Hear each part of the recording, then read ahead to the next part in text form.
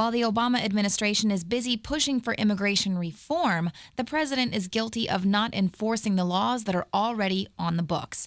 In 2013, 68,000 illegal immigrants convicted of crimes were released back into the U.S. general population, even though they could have been deported. But by criminal, Customs Enforcement wants you to believe that they were just convicted of a misdemeanor or a felony that wasn't a traffic violation.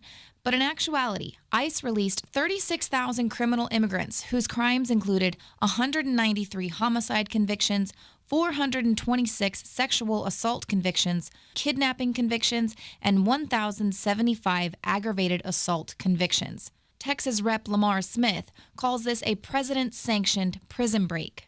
And Immigrations and Customs Enforcement isn't the only government agency guilty of aiding illegal immigrants. The Department of Justice has concealed the true reach of Mexican drug cartels in the United States. Amid discussions of immigration reform, the DOJ simply omits vital information that links transnational drug cartels to crimes committed in Minnesota, Chicago, Washington, and other places. And this is, of course, not related to the DEA being busted of smuggling billions of dollars worth of drugs for the Sinaloa drug cartel in exchange for information. And recently, a U.S. federal judge accused the DHS of being complicit in human trafficking of illegal aliens that helps to fund these drug cartels. Now, the DHS says its goal is clear: keep America safe. And in fact, the reason given for creating the Department of Homeland Security in the first place was to protect the homeland from terrorists. But it appears that some terrorists get a pass, thanks to the hands-off list.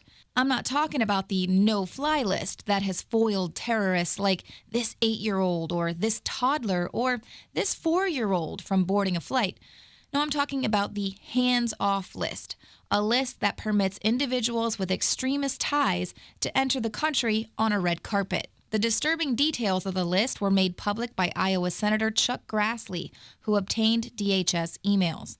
A 2012 email exchange between U.S. Immigration and Customs Enforcement and U.S. Customs and Border Protection discuss whether to admit an individual believed to be a member of the Muslim Brotherhood and a close associate and supporter of Hamas, Hezbollah, and the Palestinian Islamic Jihad. The officials were worried, and not because they were allowing a potential terrorist to board a flight making its way to America, but they were worried because this particular individual had already sued Border Patrol twice in the past for violating the hands-off policy. Gotta love that American justice system. And the records of hundreds of terror suspects were also purged as a result of a deliberate DHS policy at the behest of former Secretary Janet Napolitano. As we reported in January, it emerged that Muslim Brotherhood members with ties to terrorism traveling through Minneapolis Airport, New York's JFK, and Dulles Airport in April 2012 were handed port courtesies, with the State Department telling the DHS to ensure the men not be pulled into secondary upon arrival at the point of entry. But they're not just removing toddlers from flights so jihadists can have their seats. No, while the DHS was compiling a hands-off list of suspected terrorists who were to be given VIP treatment to enter the U.S., the federal agency was busy characterizing conservatives, libertarians, and basically any American who cherishes liberty as dangerous radicals. So who's the real security threat to the country? Americans who dare be suspicious of a government that's been busted aiding and abetting criminals and terrorists, or those very government agencies who are now so bloated and corrupt they represent the very threat they were created to eliminate.